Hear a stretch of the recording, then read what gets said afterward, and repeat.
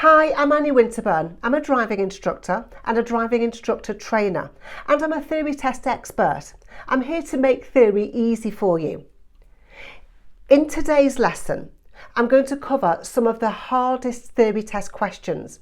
We'll go through the question and the answer, and I'll give you an explanation as well so that you properly understand. Question 1.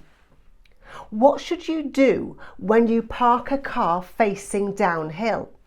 A. Turn the steering wheel towards the curb. B. Park close to the bumper of another car.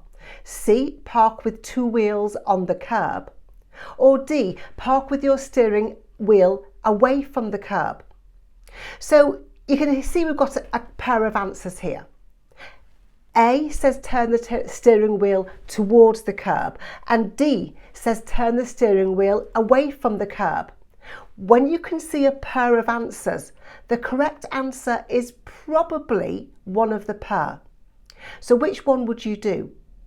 You turn the steering wheel towards the curb.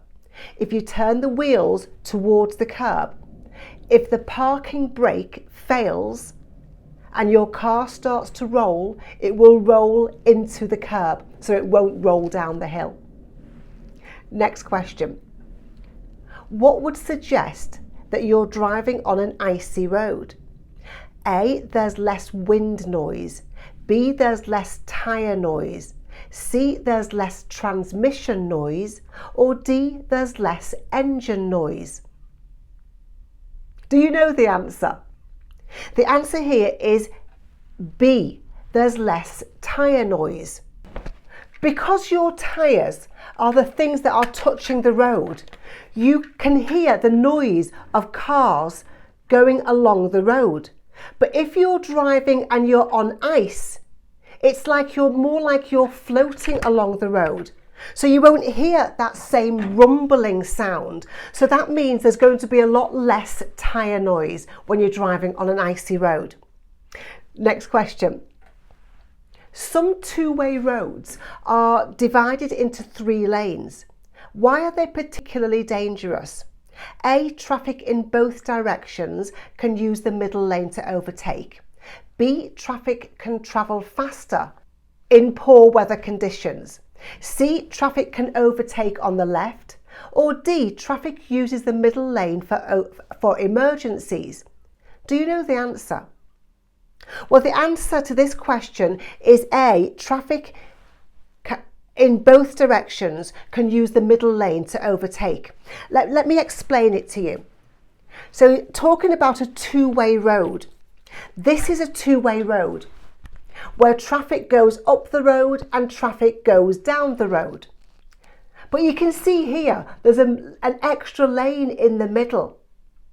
Now, in traffic going up the road, we've got a green car and a big blue lorry. Traffic coming down the road, we've got a green car and a big blue lorry. The lorries are going quite slow. So what this green car can do is use this middle lane for overtaking. The thing is, this car can also use the middle lane for overtaking. Traffic in both directions can use the middle lane for overtaking, and that's what makes this type of road particularly dangerous. Next question. Unbalanced wheels on a car may cause A. The steering to pull to one side. B. The steering to vibrate. C. The brakes to fail. Or D. The tyres to deflate. Do you know the answer? Well, you can kind of get rid of a couple of rubbish answers. If your wheels aren't balanced, your tyres won't deflate and your brakes won't fail. So it's something to do with your steering. And the answer to this question is the steering could vibrate. When you're driving at certain speeds, you might feel your steering wheel vibrate if your wheels aren't lined up properly, if your wheels aren't balanced properly. Next question. You're driving towards a level crossing. What would be the first warning of an approaching train? Would it be both half barriers down? One half barrier down? a steady amber light, or twin red flashing lights? Do you know the answer? We can get rid of a couple of rubbish answers again, couldn't we? Because it's not going to be a barrier. Barriers come from up here. They're not going to start putting a barrier down. You might not even see it until it hits the top of your car. So the answer is going to be lights. Will it be a steady amber light or twin red flashing lights? The answer here is a steady amber light. This can be really easy to remember if you remember that in regular traffic lights, amber is before red. They both mean stop and wait. Amber means stop and wait and red means stop and wait. At a level crossing, steady amber means stop and wait and twin red flashing lights mean stop and wait. But if you can remember amber is before red, then you can get this question correct easily every single time. Next question. On a motorway, what is used to prevent traffic bunching? Lane closures, contraflow systems, variable speed limits, or national speed limits? Do you know the answer?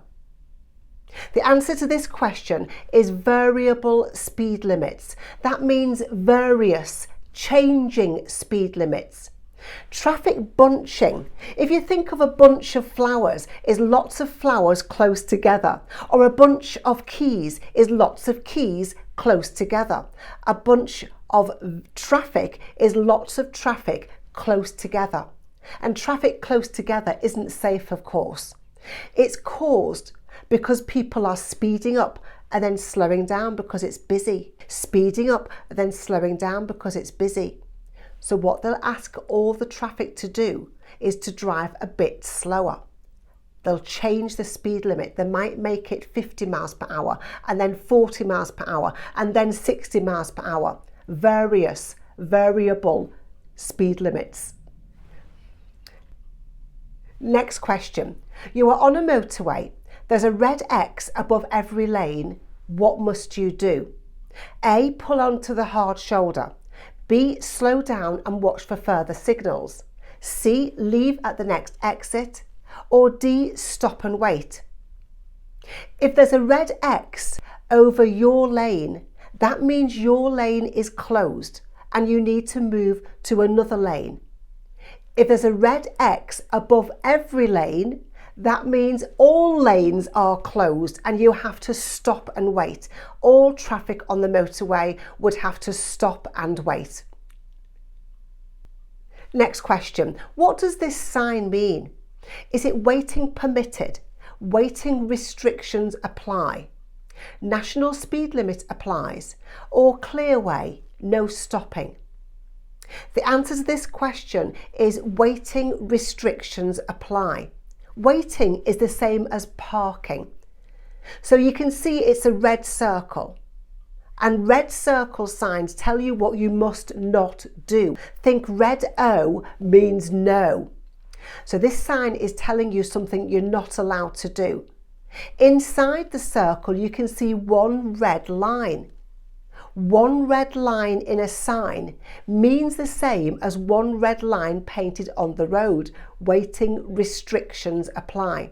That means sometimes you're allowed to and sometimes you're not allowed to. Next question. What does this sign mean? End of restricted speed area, end of restricted parking area, end of clearway, or end of cycle route. So this sign means end of restricted parking area. Remember I said that waiting means the same as parking. If you look at this sign, you'll see it's a circle with a line in, but it's black and white. But it does look the same as this sign here, a circle with a line. This sign means waiting restrictions apply. This sign means end of waiting restrictions or end of parking restrictions. Next question. What does it mean if signs at a bus lane show no times of operation? A, the lane is in operation 24 hours a day. B, the lane isn't in operation. C, the lane is in operation at peak times. Or D, the lane is in operation in daylight hours. The answer to this question is A, the lane is in operation 24 hours a day. So this sign is in a rectangle shape, and rectangle signs give information. So this is an information sign. And it's telling you that you're at the very start of a bus route. You know that. You can see these lines here. These broken lines are telling you it's the very, very start of the bus lane. Now, there are no times.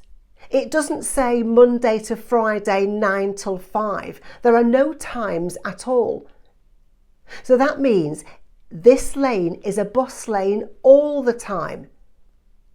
If there were times Monday to Friday 9 till 5, that would mean it's a bus lane Monday to Friday 9 till 5. And other times you can drive in the lane. But this sign has no times of operation. So it's a bus lane all the time. And you can see that taxi drivers and cyclists are allowed to use this lane as well. I hope you've learned something in this video that will help you towards passing your theory test. You don't need to struggle with your theory test.